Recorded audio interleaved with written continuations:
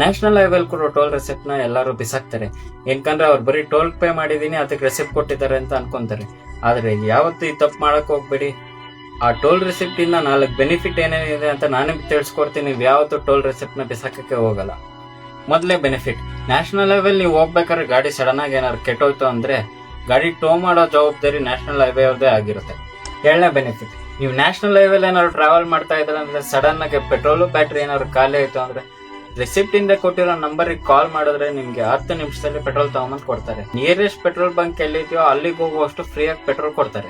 3ನೇ ಬೆನಿಫಿಟ್, ನೀವೇನಾದ್ರು ರೋಡಲ್ಲಿ ಹೋಗೋ ಟೈಮಲ್ಲಿ ರೋಡ್ ಸರಿ ಇಲ್ದೇನೆ ಗುಂಡಿ ಇದ್ದು ಗಾಡಿ ಏನಾದ್ರು ಆಕ್ಸಿಡೆಂಟ್ ಆಯ್ತು ಅಂದ್ರೆ ನಿಮ್ಮ ಹತ್ರ ರೆಸಿಪ್ಟ್ ಇತ್ತು ಅಂದ್ರೆ ನಿಮ್ ಮೆಡಿಕಲ್ ಮತ್ ಗಾಡಿಗಾಗಿರೋ ಡ್ಯಾಮೇಜ್ 2 ಈಸಿಯಾಗಿ ಸಿಗುತ್ತೆ.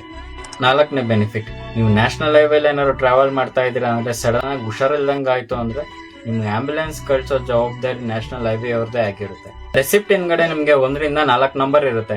ಗಾಡಿ ಪೆಟ್ರೋಲ್ ಹೆಲ್ಪಿಗೆ, ಆಂಬ್ಯುಲೆನ್ಸ್ ಹೆಲ್ಪಿಗೆ ಮತ್ತೆ ಗಾಡಿ ಟೋಯಿಂಗ್ ಹೆಲ್ಪಿಗೆ ಕೂಡ ಇರುತ್ತೆ.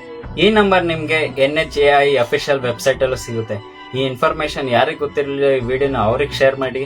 ಹಾಗೆ ಇದೇ ತರ ಕಂಟೆಂಟ್ಗಾಗಿ ನನ್ನನ್ನು ಫಾಲೋ ಮಾಡ್ಕೊಂಡು ಮಾತ್ರ ಮರಿಬೇಡಿ.